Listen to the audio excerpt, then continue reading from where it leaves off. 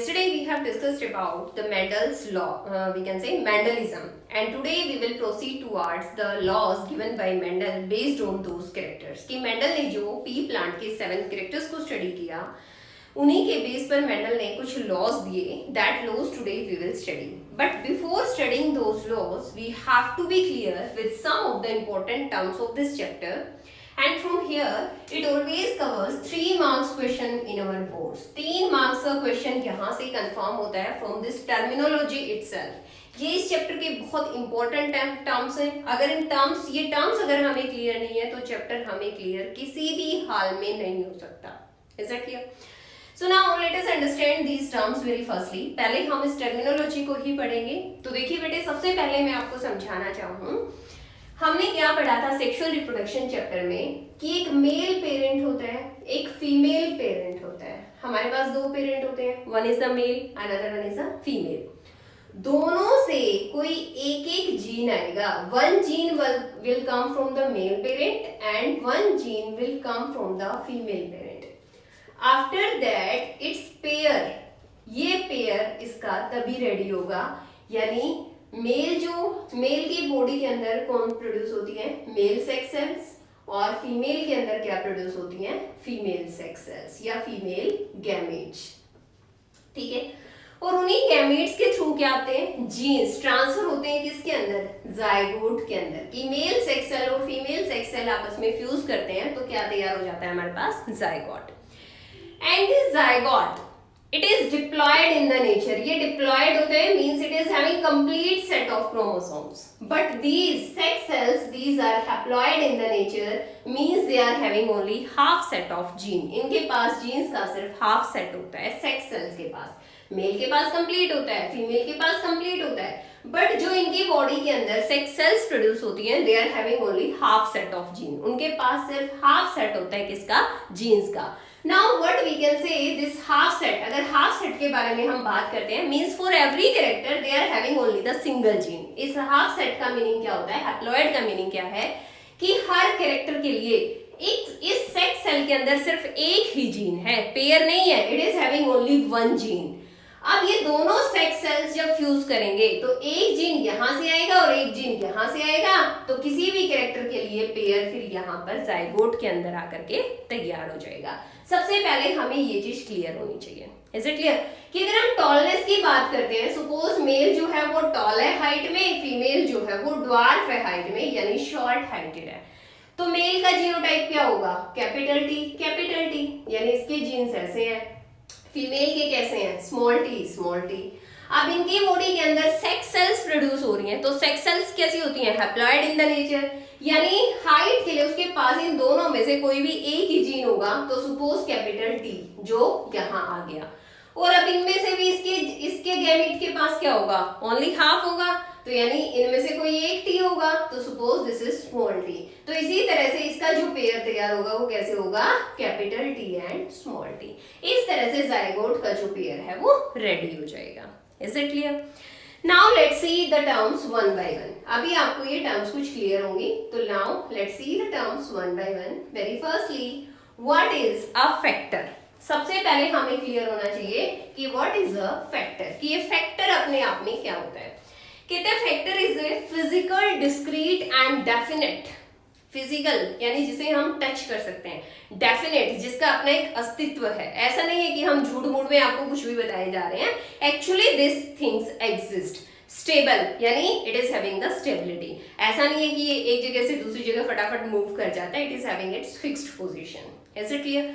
तो कहते हैं it is a definite, discrete, physical and stable entity which carry the characters from one generation to the next generation. जो characters को carry करता है, और factor को ही दूसरा नाम हम बोलते हैं जीन. इसी को हम क्या बोलते हैं, जीन. तो factor और gene what we can call कि factor और जीन ये अपने आप में क्या है, it is a physical, stable, discrete and definite entity which carry the characters from one generation to the next generation. जो कैरेक्टर्स को एक जनरेशन से नेक्स्ट जनरेशन में लेकर जाती हैं. Is it clear? अब बात कहते हैं अलील. इसमें अलील वर्ड भी यूज होगा इस चैप्टर में. अलील या अलीलोमॉर्फ क्या होता है, कहते हैं the factor which control the contrasting characters. factors controlling contrasting characters, those are said to be the allele or allelomorph to each other. If I say this is the capital T, ये height को control कर रहा है, तो this one is also capital T, ये भी height को ही control करेगा. तो ये क्या है अपने आप में, these are allele to each other. And this is small T, दूसरा क्या है स्मॉल टी, तो ये भी क्या है अपने आप में, दीज आर द अलील और we can say allelomorph to each other. Then what is homozygous and heterozygous gene, कि होमोजाइगस और हेट्रोजाइगस जीन क्या होते हैं. सपोज अगर हम हाइट की ही बात करें, अगर हम प्लांट हाइट की बात करते हैं और प्लांट के अंदर इस तरह का जीनोटाइप है, यानी ये जेनेटिक कॉन्स्टिट्यूशन हमने उसका बताया, तो दोनों ही जीन कैसे हैं, ये भी टॉलनेस के लिए रिस्पॉन्सिबल है, ये भी टॉल को रिप्रेजेंट करता है, तो यानी प्लांट की हाइट कैसी हो गई, टॉल हो जाएगी ऑटोमेटिकली. तो what we can say, this position is called to be the homozygous. Homo means similar, similar gene जिसके अंदर प्रेजेंट है, this condition is called to be the homozygous condition. But अगर किसी पौधे के अंदर एक कैपिटल टी प्रेजेंट है और दूसरा जीन स्मॉल टी है, यानी एक तो हाइट, ये एक तो क्या है कि लॉन्ग हाइट के लिए रिस्पॉन्सिबल है और दूसरा शॉर्ट हाइट के लिए रिस्पॉन्सिबल है. Is it clear. तो कंडीशन क्या हो गई, अलग अलग हो गई. तो this one situation is called to be the heterozygous condition. इसी को हम क्या कहेंगे, हेट्रोजाइगस कंडीशन. अब इसके बाद देखिए बच्चे, नेक्स्ट कहता है which one is the dominant and which one is the recessive gene. देखिए यहाँ दोनों ही टॉल है, दोनों ही अपने इफेक्ट को एक्सप्रेस करेंगे, तो जिसे भी हम कैपिटल सिंबल से रिप्रेजेंट करते हैं उसी को हम कहते हैं डोमिनेंट. और डोमिनेंट का मतलब क्या होता है, what do you understand by dominant, कि dominant gene is that gene which is able to express its effect, जो अपने प्रभाव को दिखा पाता है, कब, in the presence of the recessive, in the presence of the recessive, कि अपने अपोजिट फैक्टर के होते हुए भी वो अपने प्रभाव को दिखा पाता है, that is called to be the dominant gene. तो अगर हम इसमें से ही बात करते हैं कैपिटल टी और स्मॉल टी में से, तो विच वन इज डोमिनेंट. अगर हम कहें ये प्लांट टॉल है, टॉल है, तो बोले को हम क्या कहेंगे कि this one gene is able to express itself, कि कैपिटल टी जो जीन है वो अपने आप को एक्सप्रेस करने के एबल है and the small is not able to express itself. तो जो एक्सप्रेस करता है दैट इज डोमिनेंट, और जो एक्सप्रेस नहीं कर पा रहा है, जो अपने गुण को नहीं दिखा पा रहा है, जो अपने कैरेक्टर को शो ही नहीं कर पा रहा है, that is called to be the recessive. उसको हम कहेंगे रिसेसिव. देखिए अगर मैं कहती हूँ कि माई कलर इज डार्क, कि मेरा कलर जो है वो डार्क है, तो यानी अगर एक होता कैपिटल डी जो डार्क के लिए रिस्पॉन्सिबल है, एक होता स्मॉल डी जो फेयर के लिए रिस्पॉन्सिबल होता, तो यहाँ पर this one is what we can say capital D. तो कैपिटल डी क्या हुआ, डोमिनेंट, और स्मॉल डी जो फेयर कलर के लिए रिस्पॉन्सिबल है वो कैसा है, रिसेसिव. यानी वो अपना एक्सप्रेस ही नहीं कर पाया, अपने इफेक्ट को एक्सप्रेस ही नहीं कर पाया, इसीलिए कलर कैसा रह गया, डार्क. Is it clear. तो डोमिनेंट वो जीन है which is able to express its effect and the recessive which is not able to express its effect. तो देखिए इसके लिए एक एग्जांपल मैं आपको देती हूँ कि मेडल किसे मिलता है. इफ वी सेज कि there is a race competition, कोई भी रेस है, suppose 400 relay is there, 100 metre race is there, तो व्हाट वी कैन से कि ट्रॉफी किसे मिलेगी या मेडल, अगर गोल्ड मेडल मिलेगा तो किसको मिलेगा, which one is the very fast runner, कि दो रनर है, एक स्लो रनर है एक फास्ट रनर है, तो ऑब्वियसली मेडल किसे मिलेगा, जो फास्ट रनर है उसी को मिलेगा. Is it clear. यानी कैपेसिटी तो दूसरे के पास भी है रनिंग की, लेकिन वो पहले नहीं पहुंच पा रहा है, यानी वो अपनी कैपेसिटी को एक्सप्रेस नहीं कर पा रहा है, और उसकी कैपेसिटी कब नहीं दिख रही, जब उसके सामने एक फास्ट रनर अवेलेबल है. तो इसीलिए क्या कहते हैं कि the gene which is able to express itself is called as the dominant. तो अगर हम कहते हैं कि ये डोमिनेंट जीन है और ये क्या है, रिसेसिव, तो जो अपने प्रभाव को दिखा पाएगा वो क्या होगा, डोमिनेंट, और जो अपने प्रभाव को नहीं दिखाएगा वो क्या होगा, that will B the recessive gene. After that genotype and the phenotype. देखिए मैं आपके सामने कभी लिखती हूँ टॉल, कभी लिखती हूँ ड्वार्फ, या मैं आपके सामने लिख दूं कैपिटल टी स्मॉल टी. तो इस कैपिटल टी और स्मॉल टी से आप क्या समझोगे कि कोई पौधा है जो कि अपने आप में टॉल है, और ये कोई पौधा है जो कि अपने आप में ड्वार्फ है, यानी जिसकी हाइट कैसी है, छोटी है, यही समझोगे ना. तो यहाँ इफ आई सेज कि a plant of this one type and a plant of this one type and a plant of this one type, अगर मैं इस तरह से बोलती रहती हूँ तो आपको समझ नहीं आ रहा, नहीं आ रहा क्यों? क्योंकि मैंने यहाँ क्या लिखा है, जेनेटिक मेकअप लिखा है। क्या लिखा है यहाँ पे? Genetic makeup. तो this is called to be the genotype. कि अगर हम किसी भी कैरेक्टर के लिए उसका जेनेटिक कॉन्स्टिट्यूशन लिख रहे हैं, then it is called to be the genotype. लेकिन अगर मैं आपके सामने लिख रही हूँ ड्वार्फ है, स्मॉल है, या एवरेज हाइट है, थर्ड कंडीशन भी हो सकती है एवरेज हाइट, तो what we can say this is the phenotype. या मैं आपको दिखाकर बोल रही हूँ कि दिस ट्री इज टॉल या this grass is very small, तो उस तरह से आपके सामने जब मैं फिजिकली किसी चीज को इंडिकेट करके आपके सामने किसी पेड़ को ही दिखाऊं तो वो क्या हो जाएगा? फिनोटाइप। फिनोटाइप मतलब फिजिकल कैरेक्टरिस्टिक्स की स्टडी क्या कहलाती है? फिनोटाइप। और जेनेटिक कॉन्स्टिट्यूशन की स्टडी या जेनेटिक कॉन्स्टिट्यूशन उसका क्या कहलाता है? जीनोटाइप।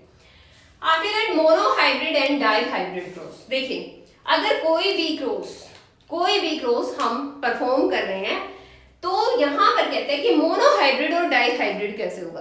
अगर हम किन्हीं भी दो पेरेंट्स में कोई भी क्रॉस परफॉर्म करते हैं किसी सिंगल कैरेक्टर को लेकर के, तो देखिए if I says the seed shape is round, दो पॉसिबिलिटी थी, one was round, another one was wrinkled. Is it clear? तो यहाँ हम एक ही कैरेक्टर की बात कर रहे हैं। Suppose this is the male parent and this one is the female parent. ये फीमेल प्लांट है, ये मेल प्लांट है। इस पे जो सीड है those are round in shape and these are wrinkled in the shape. तो राउंड के लिए जो जीनोटाइप है दैट इज कैपिटल आर, और रिंकल्ड के लिए जो जीनोटाइप है that is small R and small R. तो देखिए राउंड के लिए अगर हम बात करते हैं, तो यहाँ हम किसके बारे में बात कर रहे हैं? बात सिर्फ एक ही कैरेक्टर के बारे में कर रहे हैं and that is only the seed shape. सिर्फ एक ही कैरेक्टर की बात कर रहे हैं दैट इज सीड शेप। तो अब अगर इसकी बॉडी में गैमेट सेल प्रोड्यूस होती है तो क्या कोई भी एक आ जाएगा, या तो ये जाएगा या तो ये जाएगा, तो that will carry the capital R. और इसकी बॉडी में जब गैमेट सेल प्रोड्यूस होंगी that will carry only one, either this one और दिस वन, तो that will be small R. अब इनका जो जायगोट यानी मेल और फीमेल्स जो गैमेट्स हैं when they will combine they will produce the zygote का जो जेनेटिक कॉन्स्टिट्यूशन होगा वो क्या होगा? Capital R and small R. तो ये जो क्रॉस परफॉर्म किया गया है, ये जो सेक्सुअल क्रॉस परफॉर्म किया गया है, ये सिर्फ एक कैरेक्टर को लेकर परफॉर्म किया गया, इसलिए इसको हमने क्या कहा?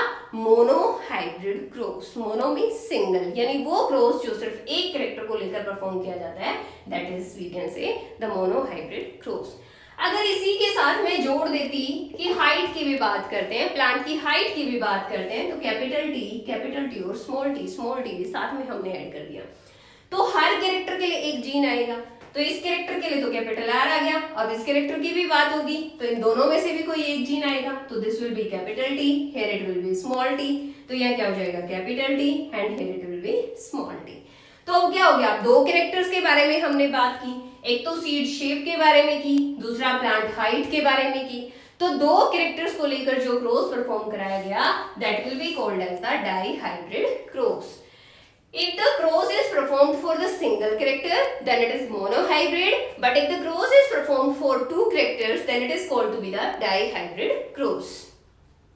After that, F1 and F2 generation. देखिए F1 जनरेशन क्या होता है कि कोई भी दो पेरेंट्स हैं, उनकी बॉडी में सेक्स सेल प्रोड्यूस हुई, एक जायगोट बना, ठीक है।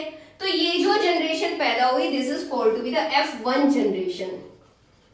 इसी को बोलेंगे F1 generation. Is it clear? Suppose F1 generation में 4 इनके we can say daughters produce हो गई, या 4 इनके we can say young ones produce हुए। Is it clear?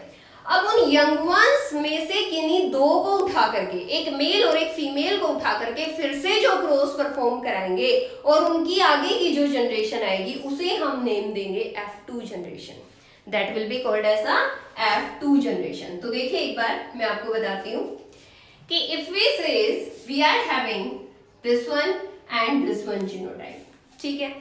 अब इसके लिए क्या आएगा? कैपिटल आर आएगा, यहाँ से क्या आएगा? स्मॉल आर आएगा। Suppose this is male, this one is the female parent, ठीक है। इसको हमने मेल मान लिया, इसको हमने फीमेल मान लिया। तो इनका जो जायगोट बनेगा, अब इनका क्या एक ही बेबी बनेगा? नहीं, एक ही जायगोट थोड़े ना बनेगा, बहुत सारी कंडीशंस होंगी। कैसे? पहले इस आर को उठाइए, इन दोनों के साथ मल्टीप्लाई कीजिए, तो कैपिटल आर। तो देखो हम किस तरह से करते हैं कि take this one R and this one R, capital R और स्मॉल आर हो गए। फिर इस आर को लीजिए दूसरे के साथ, तो capital R and small R. Then take this one R, फिर इन दोनों के साथ अलग अलग मल्टीप्लाई करेंगे, capital R small R and again this one is capital R and small R. तो ये जो कंप्लीट जनरेशन इनकी आई है ना, this one is called as the F1 generation, यानी first filial generation. This is also called to be the first filial generation. अब इनमें से किन्हीं दो को उठा करके अगर हम सेल्फिंग करा दें, suppose we have taken this one and this one, तो देखिए ये कैपिटल आर लेंगे, दोनों के साथ मल्टीप्लाई होगा, तो क्या हुआ capital R, then capital R and small R, ये सिचुएशन है। इसके बाद ये वाला आर होगा इधर से, तो small R capital R and this one is small R and small R. तो अब ये जो जनरेशन आई, this one is called to be the F2 generation, इसको हम कहते हैं F2 generation. Is it clear कि फर्स्ट जो क्रॉस हुआ उसमें F1 जनरेशन प्रोड्यूस होती है, और F1 के इंडिविजुअल्स में जब सेल्फिंग कराई जाती है यानी सेल्फ क्रॉस कराया जाता है, तो F2 जनरेशन प्रोड्यूस होती है। तो I think this one is clear to you, F1 and F2 generation. Haploid और डिप्लॉइड अभी भी आपको बताया था, which is having only half set of gene. तो हैप्लॉइड यानी सपोज ये पेरेंट्स हैं, तो इनकी बॉडी में जो गैमीट्स प्रोड्यूस हो रहे हैं वो कैसे होते हैं, haploid in the nature, means which is having only half set of gene for every character. And diploid which is having the complete set of gene. तो जायगोट हमेशा क्या होता है, डिप्लॉइड होता है नेचर में, और गैमीट्स क्या होते हैं, those are always haploid in the nature. अब हमारी लास्ट टर्म आती है होमोलोगस क्रोमोसोम्स। होमोलोगस क्रोमो, देखिए homo means similar, logous means the structure, कि वो chromosomes which is having the same shape same structure, जिनका shape structure as well as the function everything is same, कि वो chromosomes जिनका shape structure as well as their function is also same, those are said to be the homologous chromosomes. तो ये सारी terms बहुत important है हमारे board exam के लिए। Firstly these terminology should be clear to us. सबसे पहले हमें ये सभी आपको नोट करना है। I will provide you through the PDF के थ्रू मैं आपको दूंगी। Is it clear? Now let us proceed towards the topic that is Mendel's laws.